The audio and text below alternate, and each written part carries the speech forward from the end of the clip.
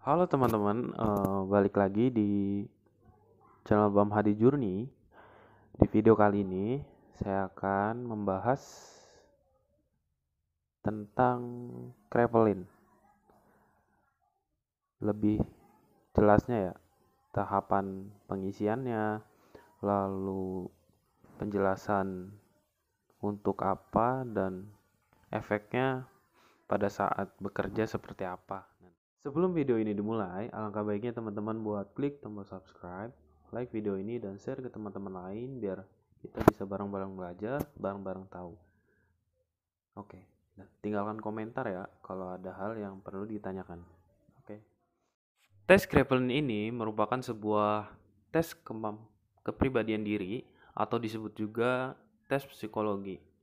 Yang mana tes ini dibuat oleh seorang psikiater bernama Kraepelin yang bertujuan untuk membedakan antara orang yang normal dengan orang yang tidak normal. Namun seiring perkembangan zaman ya, tes ini mulai digunakan untuk tes seleksi masuk angkatan bersenjata ya, atau polisi, TNI, dan juga seleksi perekrutan tenaga kerja di perusahaan-perusahaan yang ada di Indonesia.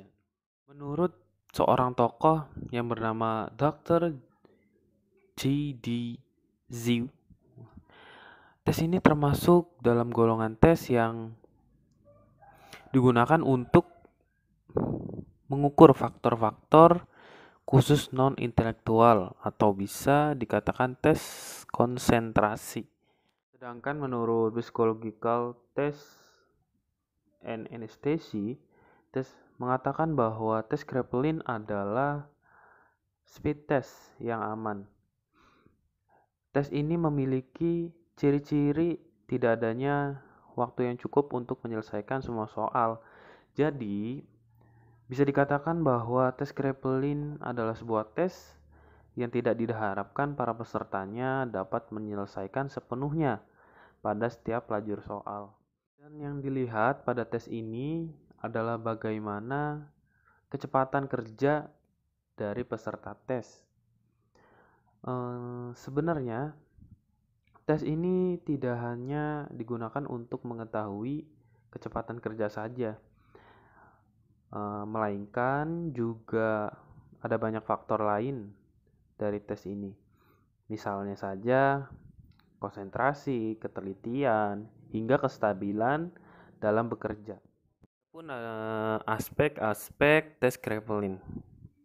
Jadi umumnya tes Kraepelin ini digunakan untuk mengetahui kepribadian calon pegawai atau pekerja dalam ujian tertulis pada proses rekrutmen pegawai perusahaan. Jadi biasanya HRD memilih tes ini untuk mengetahui beberapa aspek yang bisa ditunjukkan dari hasil interpretasi tes Kraepelin. Jadi yang pertama, aspek keuletan dan daya tahan. Walaupun tes ini sebenarnya tidak sulit, namun karena jumlahnya yang banyak, bisa digunakan untuk mengetahui bagaimana daya tahan dan keuletan peserta. Juga dengan waktu yang terbatas dalam pengerjaannya, dapat menguji seberapa stabil tingkat konsentrasi dari peserta, bagaimana kemampuannya untuk menyelesaikan permasalahan yang rumit. Yang kedua ada aspek kemauan dan kehendak individu.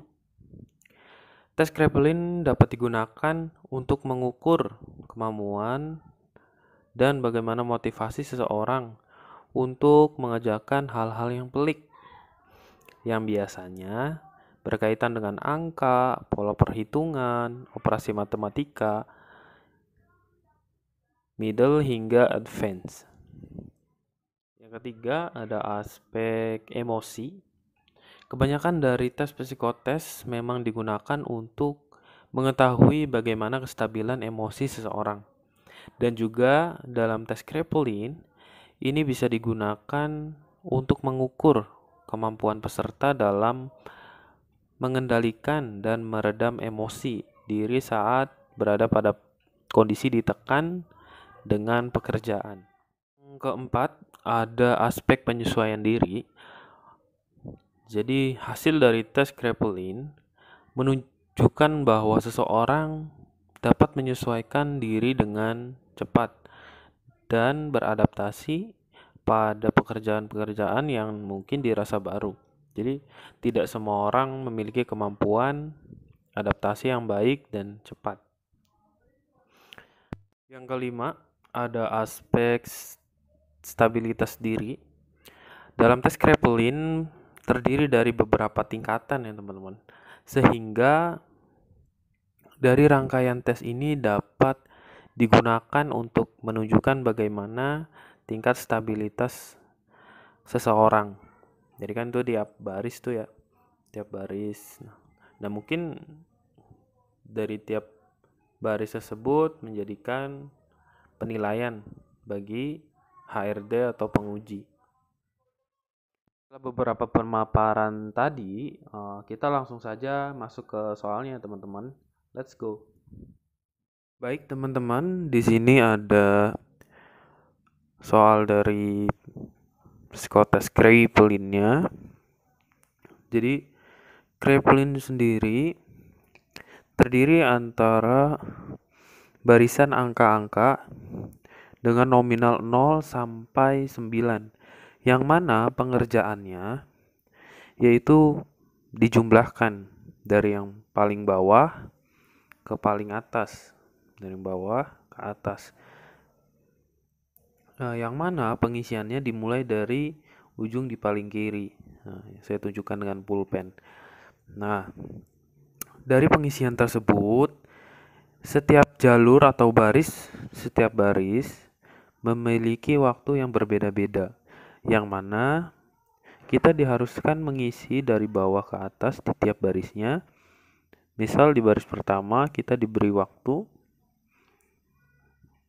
dengan instruksi mulai, semisal mulai kita mengisi penjumlahkan, lalu ketika ada instruksi pindah, teman-teman langsung ke baris paling bawah, lalu mulai lagi di baris kedua, penjumlahkan lagi, terus sampai baris yang paling kiri, yang mana di tiap perusahaan memiliki kebijakan atas pengaturan Kraepelin yang berbeda-beda. Saya pernah diuji di kertas A3, A4, bahkan sebesar koran pun saya pernah. Jadi tergantung kebijakan perusahaan memberikan pengujian. Adapun semisal teman-teman ketika ingin mencoba, jadi diberi waktu, semisal ambil range waktu 10 detik. 10 detik itu teman-teman rekaman sendiri.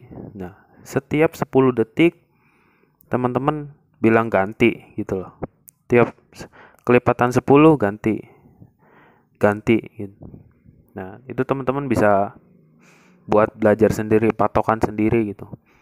Menjumlahkan gitu kan. Untuk referensi lembar Kraepelin banyak ya teman-teman di Google. Tinggal teman-teman search aja Kraepelin soal PDF-nya, di print, lalu teman-teman tes sendiri. Oke, lalu saya di sini akan mencoba mengisi.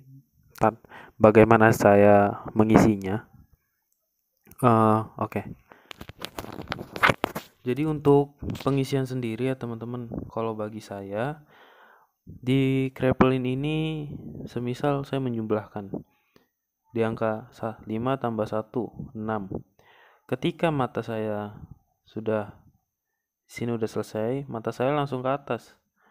Nah, tangan nulis. Dan ketika melihat ke atas langsung saya pikirkan hasilnya. Nah, ketika selesai nulis saya tulis hasilnya. Begitu terus sampai ke atas. Nah, sebenarnya ini kan penjumlahan yang simpel ya teman-teman. Tapi apabila dilakukan terus-menerus dengan baris yang berbeda, itu kan cukup menguras konsentrasi.